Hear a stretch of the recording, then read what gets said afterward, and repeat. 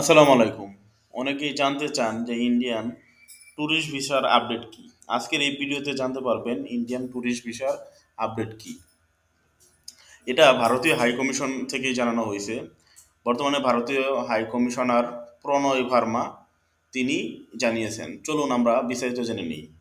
বাংলাদেশের নাগরিকদের জন্য ভারত কবে থেকে পর্যটন ভিসা চালু করবে এমন একটা প্রশ্ন করেছিলেন সাংবাদিকরা প্রণয় ভার্মাকে।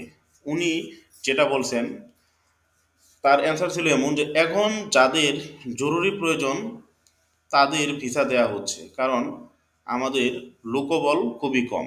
আমাদের কার্যক্রম স্বাভাবিক হলে ট্যুরিস্ট ভিসা শুরু করা সম্ভব হবে। তবে এখন যাদের জরুরি তাদের মেডিকেল ভিসা দেওয়া হচ্ছে। তাছাড়া N T visa, double N T visa, medical attendant visa, student visa, এই সব ভিসাও অগ্রাধিকার সহকারে দেওয়া হচ্ছে। এবং তিনি এটাও জানান বাংলাদেশের পর্যটকদের জন্য ভারতীয় ভিসা খুব শীঘ্রই চালু হচ্ছে না, শুধু যাদের জরুরি প্রয়োজন তাদেরকেই কিছু ইমার্জেন্সি ভিসা দেওয়া হচ্ছে। তো আপনারা ইউটিউবে ফেসবুকে যে বিজ্ঞাপনগুলো দেখছেন, ভিডিওগুলো দেখছেন যে টুরিস্ট ভিসা জানুয়ারিতে দিয়ে দিবে, ফেব্রুয়ারিতে দিয়ে দিবে, আসলে ঠিক তা না। ট্যুরিস্ট ভিসা চালু হতে অনেক সময় লাগবে, কারণ এখনও বাংলাদেশ ভারতের সম্পর্ক এতটা ভালো হয়নি।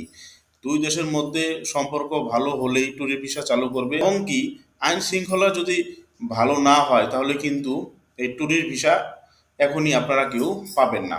এটাই ছিল ট্যুরিস্ট ভিসা নিয়ে সর্বশেষ আপডেট। আশা করি ভিডিওটা বুঝতে পারছেন। তো ভিডিওটা ভালো লাগলে আমাদের পাশেই থাকবেন, আমাদের চ্যানেলকে সাবস্ক্রাইব করবেন। আজকের মতো এই পর্যন্তই। আল্লাহ হাফেজ।